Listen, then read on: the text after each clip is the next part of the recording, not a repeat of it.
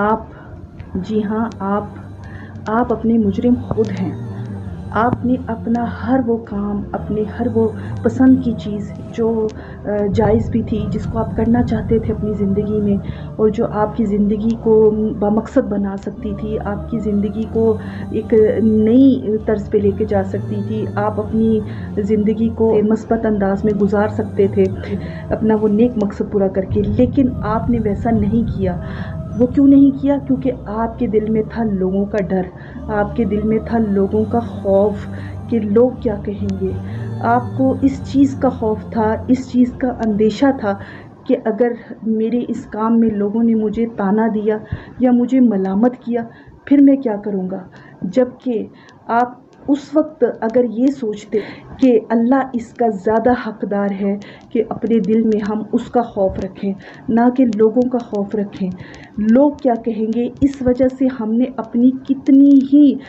جائز خواہشات کو، اپنے نیک مقاصد کو اسی لیے نہیں کیا کہ ہمارے دل میں اللہ سے زیادہ لوگوں کا خوف ہوتا ہے۔ ہم اللہ سے زیادہ لوگوں سے ڈرتے ہیں، لوگوں کی ملامتوں سے، ان کے طعنے بازیوں سے ڈرتے ہیں۔ ہمیں ہوتا ہے کہ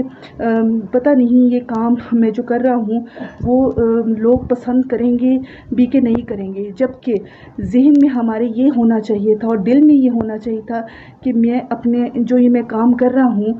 اس میں اپنے رب کے لیے کتنا سچا ہو کر اپنے اللہ کی محبت میں، اس کی محبت کے احساس میں رہنے کے لیے، اور اپنی اس نیک خواہش کو اس لیے کہ میری زندگی اللہ کی محبت میں رہتے ہوئے مثبت انداز میں گزرے، بامقصد گزرے۔ میں نے اپنی اس خواہش کو اس انداز میں لے کر چلنا تھا، لیکن میں اس طرح نہیں کر سکا کیونکہ ہمارے دل میں لوگوں کا خوف اللہ کے خوف سے زیادہ ہوتا ہے، اور یہی چیز ہماری زندگی میں ہمیں کبھی آگے نہیں بڑھنے دیتی۔ اس لیے ہمیں چاہیے اللہ کے خوف کو اہمیت دیں، اللہ کی ذات کو ترجیح دیں، اللہ کی ذات کو آگے رکھیں اور اللہ کے لیے عمل کریں، اور اللہ کی نگاہ سے اپنے آپ کو دیکھیں، اپنے عمل کو دیکھیں، تو پھر لوگوں کا خوف کہ لوگ کیا کہیں گے اس سے ہم نکل جاتے ہیں۔ اور اللہ تعالیٰ قرآن پاک میں فرماتا ہے کہ خاص میرا ہی ڈر رکھو اور مجھے سے ڈرو اور اللہ سے ڈرے جو اس کا رب ہے۔ تو کیوں ہم نے اپنے آپ کو لوگوں کے ڈر میں رکھ کے اپنے آپ کو شرک میں رکھا ہوا ہے؟